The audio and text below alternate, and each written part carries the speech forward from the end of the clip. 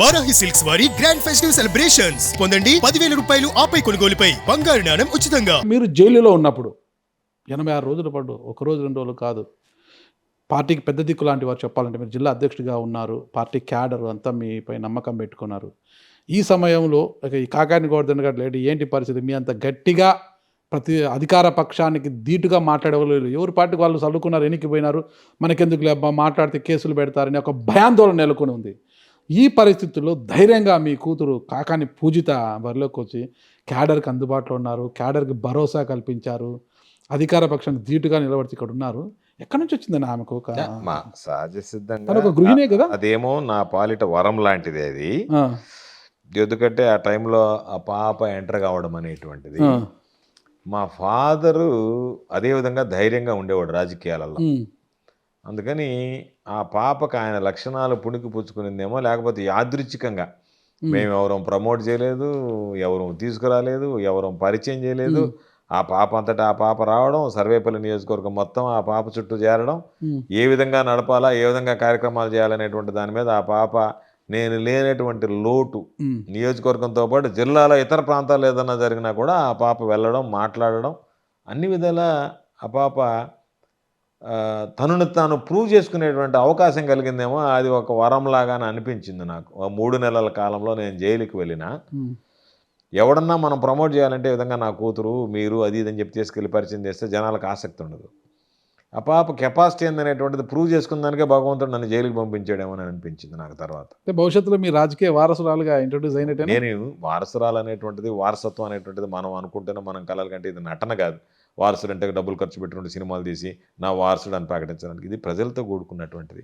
కాబట్టి నా వారసురాలిగా ఆ పాప ఇంట్రెస్ట్ ఉందా, లేదా ఓన్లీ నాకు ఈరోజు నాన్న ఇబ్బందుల్లో ఉన్నాడు కాబట్టి మనం నిలబడాలని చెప్పి నిలబడిందా, లేకపోతే నాన్నను నమ్ముకున్నటువంటి జనం కోసం నిలబడిందా, ఇవన్నీ మనం ఒక్కసారి అవలోకనం చేసుకోవడంతో పాటు ప్రజలు భవిష్యత్తులో ఆ పాపను ఏ విధంగా ఆదరిస్తారనేటువంటి దాని మీద, ఆ పాపకు ఉన్నటువంటి ఇంట్రెస్ట్ మీద ఆ పాప రాజకీయ భవిష్యత్తు ఆధారపడి. తండ్రి జైల్లో ఉన్నా కూడా ఆ బాధనంతా దిగమింగుకొని ఒక గుండె నిబ్బరముతో క్యాడర్కి అండగా నిలబడ్డాం అంటే చిన్న విషయం కాదు. ఎక్కడి నుంచి వచ్చింది అంత గుండె నిబ్బరము? అదే కదా భగవంతుడు. మామూలుగా అది ఎవరో ఇస్తే వచ్చేది కాదు, అది ఇన్బిల్ట్ ఆ పాపలో ఉంది. అది ఆ పాపలో ఉన్నటువంటి ఆ స్వభావం బయటకు వచ్చింది అంతే తప్ప ఆ రోజుకు ఆ రోజు ఆ పాప ఇదంతా నేను కూడగట్టుకొని వస్తాననేది కాదు.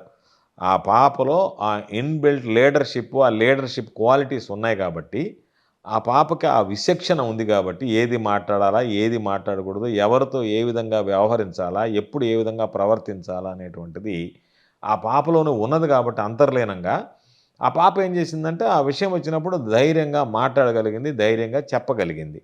వాళ్ళతో కలిసి ఏ విధంగా మనం వెళ్ళాలనే దానికి వాళ్ళకు ఒక నమ్మకం కలిగించింది. ఎస్, ఈ పాప మనల్ని లీడ్ చేయగలదు అనేటువంటి నమ్మకం, విశ్వాసం కలిగించింది. కాబట్టి ఆ పాప వెంట ర్యాలీ అయ్యారు మొత్తం. అంటే జగన్మోహన్ రెడ్డి గారి దృష్టిలో కూడా పడ్డారని తెలిసింది. చాలా చక్కగా ఆయనే అన్నాడు, నా ముందే అన్నాడు జగన్మోహన్ రెడ్డి గారే, మీ కూతురు అని కాకుండా ఈ పాప నా దృష్టిలో పడింది అన్నాడు ఆయన. ఒకటే మాట, మీ కూతురుగా కాకుండా ఈ పాప ఇండివిజువల్గా నా దృష్టిలో పడింది అని చెప్పి మాట. తను గృహిణే కదా ఆ రోజు వరకు కూడా? ఈ రోజు కూడా గృహిణియే. అంటే అట్లంటే ఇప్పుడు ఓకే, ఈ రోజు గృహిణే, మీ ఇష్యూ జరిగి ఆమె రాజకీయాలు వచ్చేది ఒక గృహిణిగా మాత్రమే ఉంది, రాజకీయం ఎక్కడా లేదు, ఎప్పుడు బయటకు వచ్చింది లేదు. కానీ ఆ రోజు తండ్రికి నా ఎన్నికలప్పుడు తండ్రికి కొన్ని గ్రామాల్లో తిరిగి ప్రచారం, అది వేరే లేదు, ఫ్యామిలీ అంతా తిరుగుతారు, ఎక్కడ పార్టిసిపేట్ చేసిన సందర్భం లేదు. ఓకే. ఇకపోతే నాకు తెలిసి వెంకటాచలం మండలం రామదాస్ కంట్రిగా ప్రాంతంలో ఎలక్షన్స్కి ముందు అనుకుంటా 50.5 ఎకరాల భూమిని జీకేఎస్ కంపెనీకి ఏదో ఇస్తూ ఒక జీవో ఇచ్చారు ఎలక్షన్స్కి ముందు. అది అర్ధరాత్రి జీవో ఇచ్చారు, అది ఇదని. ఆ జీకేఎస్ కంపెనీలో భాగస్వామి మీ అల్లుడు మన్నెం వేణుగోపాల్ రెడ్డి, ఐ థింక్ ఆయన కూడా ఉన్నాడు. ఆయన దానికి CEO అని తెలిసింది. 100 కోట్లు విలువ చేసే పేదల భూమిని అప్పనంగా ఆయనకి ఇచ్చారనే ఉద్దేశం. ఇప్పుడు కూటమి ప్రభుత్వం అధికారంలోకి వచ్చి దాని మీద ఎంక్వైరీకి ఆదేశించారు చంద్రబాబు నాయుడు గారు. ఎంక్వైరీ జరుగుతుంది అంటున్నారు, ఏంటన్న విషయం? నేను దాని మీద పూర్తిగా నీకు 2 నిమిషాలు చెప్తాను. చెప్పండి అన్న. 2014లో తెలుగుదేశం ప్రభుత్వం అధికారంలో ఉన్నప్పుడు మీరు రేపు వెళ్ళి ఒక్కసారి, నేను చెప్పినటువంటివి రాత్రికి నెల్లూరులో ఉంటే రేపు వెళ్ళి ఒక్కసారి మీరు వెళ్ళి కనుక్కోండి. ఈ మాట్లాడేటువంటి, అందుకే నేను చెప్పాను సోమిరెడ్డి అనేటువంటి వాడికి ఉచ్చి నీచాలు తెలియదు అని చెప్పాను. 2014లో ఏమి జరిగిందంటే రాజా చౌదరి, రాజా నాయుడు అనేటువంటి వ్యక్తి, సోమిరెడ్డి, వీళ్ళందరూ కలిసి అవి ప్రభుత్వ భూములు, వీళ్ళకి అసైన్మెంట్ ఇచ్చారు పేదలకి. అక్కడ ఏది పండదు, రాయి రప్ప ఉండేటువంటి ప్రదేశం అది. వాళ్ళకి 5 లక్షల రూపాయలు చేతిలో పెట్టేటట్టుగా మాట్లాడి ఎకరాకి 30,000 రూపాయలు అడ్వాన్స్ ఇచ్చి వాళ్ళని గూడూరుకి తీసుకువెళ్ళి గూడూరులో వాళ్ళకి సంబంధించినటువంటి ఆ పొలాల్లో 5 లక్షలు ఇస్తామని చెప్పి గూడూరులో వాళ్ళకి అకౌంట్లు ఓపెన్ చేయించి ఆ అకౌంట్లో డబ్బు వేయించాలని చూశారు. ప్రభుత్వం దగ్గర నుంచి 10 లక్షల రూపాయలు తీసి ఏపీఐసికి అంటగట్టాలని చూశారు. ఏపీఐసికి ఏమో 10 లక్షలు, వీళ్ళేమో అగ్రిమెంట్లు చేసుకొని వాళ్ళ పేరుతోనే డబ్బులు పడతాయి కాబట్టి వాళ్ళ పేరుతోనే అకౌంట్లు పెట్టుకొని 5 లక్షలు వాళ్ళకి ఇచ్చి 5 లక్షలు వీళ్ళు దొయ్యాలని చెప్పి 100 ఎకరాలకు సంబంధించినటువంటి ప్లాన్ చేశారు ఆ రోజు. చేసిన తర్వాత వాళ్ళు నా దగ్గర కొంతమంది వచ్చి, అయ్యా మాకు 5 లక్షల రూపాయలకి సెటిల్ చేశారు, వాళ్ళు మమ్మల్ని తీసుకెళ్ళి అకౌంట్ ఓపెన్ చేశారు, మాకు పోస్ట్లో ఈ చెక్ బుక్లు వచ్చాయి అని అడిగితే నేను వెంటనే ఆర్డీఓని అడిగాను. ప్రతిపాదన ఉందండి, 10 లక్షల లెక్కన ప్రతిపాదన వచ్చింది అన్నారు. అప్పుడు నేరుగా జిల్లా కలెక్టర్ గారి దగ్గరికి వెళ్ళాను. జానకి గారి జిల్లా కలెక్టర్. ఆ రోజు పెద్ద గొడవ జరిగింది. వెళ్ళి, అమ్మా మీరు ఎంత ఇచ్చినా సరే రైతులకు నేరుగా ఇవ్వండి, రైతులకు తప్ప వేరే వాళ్ళకి ఇవ్వద్దు, కాబట్టి వీళ్ళ ఖాతాలు ఏదైతే ఇప్పుడు ఓపెన్ చేశారో ఆ ఖాతాలు పక్కన పెట్టండి, నెల్లూరులో వాళ్ళు వేరే ఖాతాలు ప్రారంభిస్తారు, ఆ ఖాతాలో 10 లక్షలు వాళ్ళకి వేయండి అని చెప్పారు. సరే అని అన్నారు. ఎప్పుడైతే నేను ఈ మాట చెప్పానో వాళ్ళు ఆ 10 లక్షల రూపాయలు వేయకుండా అక్కడికి ఆ ప్రపోజలే డ్రాప్ చేసింది ప్రభుత్వం, తెలుగుదేశం ప్రభుత్వం. అవునా కాదా, దానికి సంబంధించినటువంటి కాగితాలు సర్క్యులేట్ అయ్యలేదా అనేటువంటిది ఈరోజు మీరు ఆర్డీఓ ఆఫీస్కి పోయినా కూడా తెలుస్తుంది. ఆ తర్వాత ఆ పేదలు చాలా సందర్భాల్లో నా దగ్గరకు వచ్చి, అయ్యా 10 లక్షల రూపాయలకు దీనికి సంబంధించినటువంటివి ఉన్నాయి, ఆ రోజు మాకు ఇచ్చిండేవాళ్ళం, మేము వచ్చేటువంటి డబ్బులు పోయాయి మాకు అని చెప్పి కొంతమంది బాధపడ్డారు, మాకు సంబంధించినటువంటి అవసరాలకు పనికిరానటువంటి భూమి అయిందని. ఏపీఐఎస్తో మాట్లాడిన తర్వాత వాళ్ళు ఏ విధంగా చేయాలి, ఎట్లా చేయాలి అది ఇది అని అన్న తర్వాత 15 లక్షల రూపాయలు ప్రతి రైతు దగ్గర కూర్చొని, ఎందుకంటే ఏదో తెలిసిన పోయేవాళ్ళు, దారిన పోయేవాళ్ళు, తెలిసి తెలియనటువంటి వాళ్ళు మాట్లాడతారు. ఆ భూమి ఒక పర్టికులర్ పర్పస్గా ఉపయోగించుకోవడం తప్ప ఆయన అమ్ముకోవడానికి ఉపయోగపడదు. ఆ భూమి ప్రభుత్వం కేటాయించేటువంటి భూమి, ఆ పర్పస్కి ఉపయోగపెట్టుకోవాలి. ఆ పర్పస్కి ఉపయోగపెట్టుకునేటువంటి క్రమంలో దానికి సంబంధించినటువంటి దాంట్లో సబ్సిడీలు ఇస్తే మనం ఏదో పరపతి ఉపయోగించాము, సబ్సిడీలు తెచ్చుకున్నామని. ప్రొసీజర్ ప్రకారం ఆ భూమి రేటు ఎంత ఉందో ఆ రేటు ఇచ్చారు. ఆ భూమికి ఇచ్చినటువంటి రేటు మాకు అంగీకారము అని చెప్పి రైతులు తీసుకున్నారు. తీసుకున్నటువంటి వ్యక్తి ప్రభుత్వానికి ఇబ్బంది లేదు, రైతులకి ఇబ్బంది లేదు. ఆ విధంగా ఒడంబడిక జరిగి అక్కడ ఏదైనా ఒక ఇండస్ట్రీ సెటప్ అయితే బాగుండని చెప్పి చేసినటువంటి ప్రయత్నంలో దానిలో సీఈఓగా ఈ జీకే రెడ్డి అనేటువంటి వాడు మావాడు చేరడం జరిగింది. దానిని తీసుకొచ్చి ఏ కోర్టు అయినా ఏ ప్రభుత్వం అయినా ప్రొసీజరల్ ల్యాప్సెస్ ఉన్నాయా, అండ్యూ అడ్వాంటేజ్ జరిగిందా అనేటువంటిది తప్ప దీంట్లో వాళ్ళు ఎవరున్నారు, దీంట్లో ఏళ్ల బంధువులు ఎవరున్నారు, దాంట్లో వాళ్ళ బంధువులు ఎవరున్నారు, అది కాదు చూడాల్సింది. ఇచ్చినటువంటి దాంట్లో ఆ రైతులకు అన్యాయం జరిగిందా, ప్రొసీజర్ ఫాలో కాలేదా, ఈ 2 అంశాల మీద ఈరోజు సిబిఐకి ఇవ్వమనండి కేసు, సిబిఐ చేత విచారణ చేయించమనండి. ఎంతసేపటికి ఏదో ఒకటి బురద దళాల ఏది లేదు కాబట్టి దాని మీద ఇది దీని మీద ఇది వదిలేయి, ఏదో విచారణ జరపండి. దాని మీద విచారణ జరిపితే ప్రొసీజర్ ల్యాబ్స్ ఉందా, ఏదన్నా పొరపాటు జరిగిందా, ఎవడు నన్ను ఇన్ఫ్లుయెన్స్ చేశామా, లేదా ప్రభుత్వం ఏదన్నా దానికి రాయితీలు ఇచ్చిందా, రైతులు ఏదన్నా నష్టపోయారా, రైతులు ఏమైనా నష్టపోయామనేటువంటి భావం ఉందా. ఎంతసేపటికి రాజకీయ నాయకుడిగా అందుకే నేను చెప్పాను చంద్రమోహన్ రెడ్డి అంటే నాకు అసహ్యం అని చెప్పింది. ప్రతి విషయం రాజకీయం చేయకూడదు.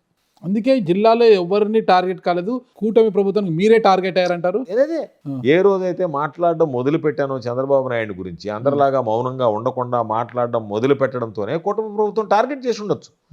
కానీ నా భావం ఏందనేటువంటిది మొదట ఇంట్రడక్షన్లోనే చెప్పాను నేను. కానీ అవతల వర్గం నుంచి వస్తున్న వాదన, ఇలా మాట్లాడి అరెస్టులు అయితే జగన్మోహన్ రెడ్డి గారి దృష్టిలో పడతారు, మళ్ళా ఒకవేళ వైసీపీ అధికారంలోకి వస్తే మళ్ళా మంత్రివర్గంలో చోటు తగ్గుతుందని ఒక ఇదితోనే, ఒక పేరాస్తోనే ఇలా చేస్తున్నాడు కాకాని గోవర్ధన్ రెడ్డిని అవతల వర్గం కూడా ఆరోపిస్తుంది. జగన్మోహన్ రెడ్డి గారు సానుభూతికో సింపతికో లొంగేటువంటి మనిషి కాదు. ఆయనకి నిర్దిష్టమైనటువంటి ఆలోచన ఉంటుంది. ఎవడైతే ప్రభుత్వాన్ని నడపగలడో, ఎవరైతే తనకి క్యాబినెట్లో పనికొస్తాడనేటువంటిది ఆ ఆలోచన చేసి ఎంపిక చేసుకోగలిగినటువంటి వ్యక్తి. నేనేదో కోర్టులకు పోతే, నేనేదో అరెస్టులకు పోతే దానికోసం ఆయన ఎక్కువ మార్కులు వేసి అంత అమాయకుడు జగన్మోహన్ రెడ్డి గారు కాదు. జగన్మోహన్ రెడ్డి గారు, మీరు ఒకటి గుర్తుపెట్టుకోండి, జగన్మోహన్ రెడ్డి గారిని ఎవడో చెప్పినటువంటి మాట ప్రకారం మీరు మాట్లాడబాకండి. ఎందుకు చెప్తున్నాను, నేను చెప్తున్నా అందుకే దాన్ని అసలు తావు కూడా ఉండకూడదు. ఎందుకు చెప్తున్నానంటే ఈ రాష్ట్రంలో ఎంతమంది ప్రాంతీయ పార్టీలు పెట్టారు? చిరంజీవి దగ్గర నుంచి కాసు బ్రహ్మానంద రెడ్డి గారి దగ్గర నుంచి చాలా మంది పెట్టారు. బహుశా ఎన్టీ రామారావు గారు కూడా తెలుగుదేశం పెట్టినప్పుడు, తొలిలో గారు పార్టీ పెట్టినప్పుడు ఓడిపోయి ఉంటే తెలుగుదేశం క్లోజ్ అయిపోయి ఉండేది. కరెక్ట్. తెలుగుదేశం నడపలేడు. ఆ రోజు ప్రాంతీయ పార్టీలో హవా లేదు కాబట్టి ఎన్టీ రామారావు పార్టీ పెట్టిన వెంటనే విజయం సాధించారు. వచ్చింది. సినీ గ్లామర్ అన్నీ ఉన్నాయి. వచ్చాయి. తర్వాత చిరంజీవి పెట్టిన తర్వాత పోయింది.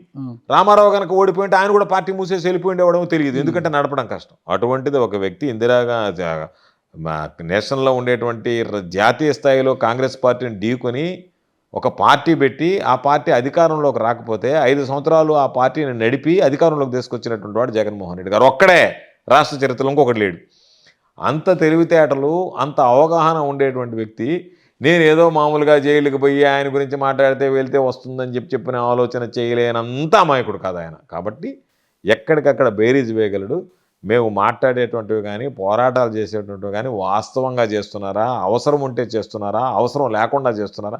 ఒకవేళ నిజంగా అవసరం లేకుండానే ఎవరన్నా మితిమీరి ప్రవర్తిస్తే జగన్మోహన్ రెడ్డి గారు పిలిచి మీరు మితిమీరి ప్రవర్తించాల్సినటువంటి అవసరం లేదని హెచ్చరించగలిగినటువంటి వాడు, హెచ్చరించేటువంటి మనస్తత్వం కలిగినటువంటి వాడు. కాబట్టి దాంట్లో ఏమీ అనుమానాలు, అపోహలు అవసరంలే. ఎవడన్నా ఏదన్నా మనం ఇది చేసినందువల్ల జగన్మోహన్ రెడ్డి గారి దగ్గర మార్కులు వస్తాయంటే అంతకన్నా తెలివి తక్కువడు, అంతకన్నా బుద్ధిహీనుడు ఇంకొకడు ఉండని నా అభిప్రాయం. అన్న జిల్లాలో చాలామంది పదవులు అనుభవించారు, అన్ని జగన్మోహన్ రెడ్డి వల్ల ఎమ్మెల్యేలు అయ్యారు, అంతా అయ్యారు కదా. అందరూ మీరే పదే మాట్లాడుతూ ఎందుకు అసలు ఎవ్వరు లేని మీద మీరు ఒక్కరే టార్గెట్ ఎందుకు అయ్యారు? ఇప్పుడు ఎవరో ఒకరు ఒక అడుగు ముందుకేయాలి. మీరు ఎందుకు వేయాలనుకున్నారు? ఒక దారి ఏర్పాటు చేయాలనుకున్నప్పుడు ఒకడు ముందు అడుగు వేసి నడిస్తే అది బురద ఉండొచ్చు, ముళ్ళు ఉండొచ్చు, తర్వాత వెనకుండేటువంటి వాళ్ళకి బాట ఏర్పడద్ది. నేను అనుకుంటున్నా నా మనస్తత్వానికి జగన్మోహన్ రెడ్డి గారికి నేను మొదటనే చెప్పాను, రుణపడి ఉన్నాను. జగన్మోహన్ రెడ్డి గారి వల్ల ఈరోజు నాకు ఈ పరిస్థితి వచ్చింది. ఎక్కడికన్నా వెళితే అధికారులు ఒకళ్ళ నన్ను అరెస్ట్ చేయొచ్చు, జైలుకి పోవచ్చు, ఎక్కడైనా పోవచ్చు. కాకాని గోవర్ధన్ రెడ్డి అనగానే వెంటనే ఎక్స్ మినిస్టరు, ఫార్మర్ మినిస్టరు, 2 సార్లు ఎమ్మెల్యే, ఇవన్నీ పదవులన్నీ, ఈ గౌరవము, ఈ హోదా, ఇవన్నీ జగన్మోహన్ రెడ్డి గారి వల్ల వచ్చినాయి కదా. అందరిలాగా నేను ఆలోచన చేసి, అందరిలాగా నేను చేతులు గడుచుకుని కూర్చుంటే ఆయన నా మీద నమ్మకంతో మరలా ఇప్పుడు ఈరోజు ఈ పార్టీ పెట్టిన తర్వాత 3వసారి నేను జిల్లా అధ్యక్షుడిని కావడం. ఆయన నా మీద ఎందుకు నమ్మకం పెట్టాడు? గోవర్ధన్ రెడ్డి అనేటువంటి వ్యక్తి అయితే నడపగలడు అనేటువంటి దాంతో పెట్టాడు. నా బాధ్యత నాకుంది. పదే జగన్మోహన్ రెడ్డి గారి గురించి మాట, రాజశేఖర రెడ్డి గారి గురించి మీకు రాజకీయ భిక్ష పెట్టింది ఆయనే కదా. జిల్లా పరిషత్ చైర్మన్గా ఆయన మిమ్మల్ని చేయడంతోనే కదా మీరు పొలిటికల్గా కంటిన్యూ అవుతున్నారు. 2 విషయాలు చెప్పాలి ఇక్కడ, నా సబ్జెక్ట్ వచ్చింది కాబట్టి. నన్నుగా చూసినటువంటి వ్యక్తి జగన్మోహన్ రెడ్డి గారు. రాజశేఖర రెడ్డి గారికి నేను వ్యక్తిగతంగా పరిచయం లేదు. ఇక్కడ ఉన్నటువంటి ఈ జిల్లాలో ఉన్నటువంటి అందరూ, జనార్దన్ రెడ్డి గారు కావచ్చు, అప్పుడు ఉన్నటువంటి ఆనం రామనారాయణ రెడ్డి, వివేకానంద రెడ్డి, మాగుంట శ్రీనివాసులు రెడ్డి, ఆ రోజు ఉన్నటువంటి పనబాక లక్ష్మి గారు, ఎవరైతే ఉన్నారో అందరూ కూడా కలిసి వాళ్ళ అభిప్రాయం గోవర్ధన్ రెడ్డి అయితే బాగుంటుందని మెజారిటీ వాళ్ళ అభిప్రాయం చెప్పినందువల్ల రాజశేఖర రెడ్డి గారు నన్ను ఎంపిక చేశాడు. నాకు ఆయన పట్ల కృతజ్ఞత ఏంటంటే వీళ్ళు చెప్పినా నన్ను ఎంపిక చేశాడు, దాన్ని నేను మర్చిపోను. కానీ జగన్మోహన్ రెడ్డి గారు, గోవర్ధన్ రెడ్డి అనేటువంటి వ్యక్తి మనకి పనికి వస్తాడని చెప్పి నన్ను ఎంకరేజ్ చేసినటువంటి వాడు ఆయన పార్టీలోకి తీసుకుని. అందుకని నేను రాజశేఖర రెడ్డి గారి పట్ల నాకు ఎనలేనటువంటి అభిమానం ఉంది. రాజశేఖర రెడ్డి గారిని నేను దైవంగానే భావిస్తాను. కానీ జగన్మోహన్ రెడ్డి గారు అనేటువంటి వ్యక్తిని మాత్రం నా జీవితంలో నేను మరిచిపోలేను, మరిచిపోకూడదు కూడా. అమ్మాయి గారు అంటే మీ కుమార్తె మీరు జైలుకి వెళ్ళినప్పుడు వచ్చి అండగా నిలబడ్డాడు. క్యాడర్ అంతా కూడా బాధ్యతలు తీసుకున్నారు, ముందుకు పోయారు, తను ఏంటో ప్రూవ్ చేసుకున్నారు కదా. మరి 2029 ఎన్నికల్లో ఒకవేళ పునర్విభజన జరిగి నియోజకవర్గాలు పెరిగితే కుమార్తె ఉన్న బరిలోకి దింపే 2 నేను దించాలనుకుంటాను. దిగాలన్నటువంటి ఆలోచన అమ్మాయికి ఉందో లేదో నేను ఇంతవరకు అడగలే, అంత దూరం పోలే. ఎందుకంటే ఏదైనా సాధ్యమయ్యేటప్పుడు మాట్లాడాలి తప్ప సాధ్యం కానటువంటిది ఊహాజనితం జరగవచ్చు, జరగకపోవచ్చు. పిల్లలతో మాట్లాడతాం, వాళ్ళు ఆశించవచ్చు, ఆ రోజు జరగకపోవచ్చు. కాబట్టి ఇక్కడ ప్రధానంగా ఆలోచన చేయాల్సింది ఆ పాప ఇంట్రెస్ట్. ఇప్పుడు ప్రతిదానికి స్వాట్ అనాలిసిస్ అని ఉంటుంది. ఏ నిర్ణయం తీసుకోవాలన్నా strength, weakness, opportunity, threat. Strength, ఆ పాప నిలవగలదా, పోటీ చేయగలదా, ఆ పాప పోటీ చేయాలనేటువంటి ఉత్సాహం ఆ పాపలో ఉందా, అది ఫస్ట్ ఆలోచన చేయాలి.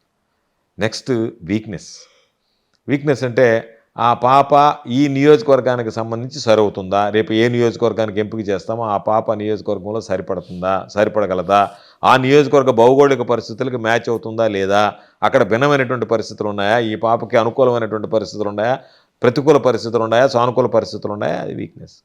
ఆపర్చునిటీ, జగన్మోహన్ రెడ్డి గారికి ఈరోజు ఒక 175 సీట్లు ఉంటే 2000 మంది ఆస్పిరెంట్స్ ఉన్నారు.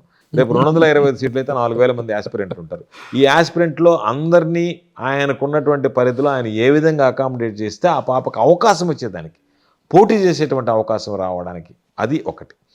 ఇవన్నీ వచ్చిన తర్వాత ఆ పాప మనం అనుకున్నట్టుగా జగన్మోహన్ రెడ్డి గారి టికెట్ వచ్చిన తర్వాత ప్రత్యర్థి ఎవరు పడతారో ఆ ప్రత్యర్థులకు సంబంధించి ఏమేమి థ్రెట్స్ ఉంటాయి, ఇప్పుడు నాకు సోమిరెడ్డి పడ్డట్టుగా ఆ పాపకి ఎటువంటి వాళ్ళు పడతారు, కొంచెం మామూలుగా సంస్కారం కలిగినటువంటి వాళ్ళు పడితే పర్వాలేదు, ఎవరున్న బడి వాళ్ళ ప్రకారం ఏమవుతుంది, ఆ రోజు వచ్చేటువంటి కాంబినేషన్స్ ఏ విధంగా వస్తాయి, ఆ రోజు ఉండేటువంటి కాన్స్టిట్యున్సీలో కాంపోజిషన్స్ ఏ విధంగా వస్తాయి, ఆ బైఫర్కేషన్లో ఏ వస్తాయి, ఏ ప్రాంతాలు, ఇవన్నీ ఆలోచన చేసి చెప్పాల్సిందే తప్ప ఈరోజు మనం మేము వెళ్తాం ముందుకనేటువంటి దానికి కరెక్ట్ కాదు.